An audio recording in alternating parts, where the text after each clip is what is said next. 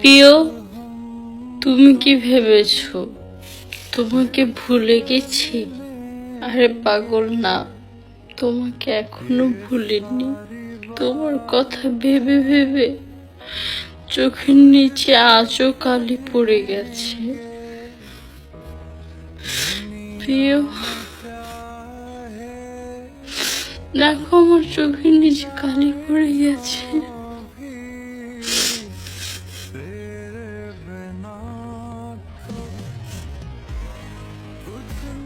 আহারে, সুমাইয়া রিমু মানিকের জন্য কান্না করতে করতে চোখের নিচে বেচারির কালি পড়ে গেছে। এমনটাই কিন্তু বললেন সুমাইয়া রিমু। বললেন, প্রিয় তুমি কি করে বুঝলে আমি তোমাকে ভুলে যাব এত সহজে? তুমি আমার প্রথম ভালোবাসা ছিলে, প্রথম প্রেম ছিলে।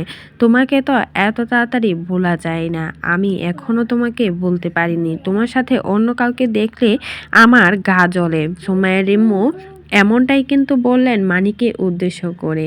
আসলে মানিকই কিন্তু সুমাইয়া রিমুর প্রথম ভালোবাসা ছিল, আর ভালোবেসেই তারা বিয়ে করেছেন। বিয়ে করার পর ফুটফুটে একটা ছেলে সন্তানও আছে তাদের। কিন্তু এই ভালোবাসাটা টিকে থাকেনি। তবে এখন পর্যন্ত জানা যায়নি আসলে দোষটা কার। মানিকও কোনো কিছু বলে না সুমাইয়া রিমুকে নিয়ে, আর সুমাইয়া রিমুও কিন্তু মানিককে নিয়ে কোনো কিছুই শেয়ার করে না। শুধুমাত্র অপবাদ দেয় মানিক নাকি পরকীয়া করে, আর পরকীয়ার জন্যই নাকি সুমাইয়া রিমু মানিককে ছেড়ে দিয়েছে।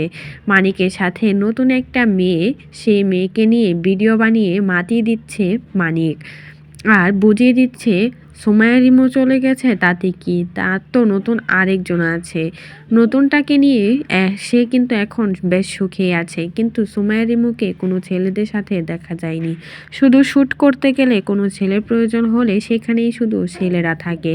তাছাড়া সে কিন্তু একা একাই সব কানে সব জায়গাতে যায়। কোনো থার্ড পারসন তার জীবনে এখন পর্যন্ত আসেনি। কারণ মেয়েটা কিন্তু মানিককে অনেক বেশি ভালোবাসে। তো এই বিষয়ে যদি আপনাদের কোনো মতামত থাকে সেটা জানাবেন।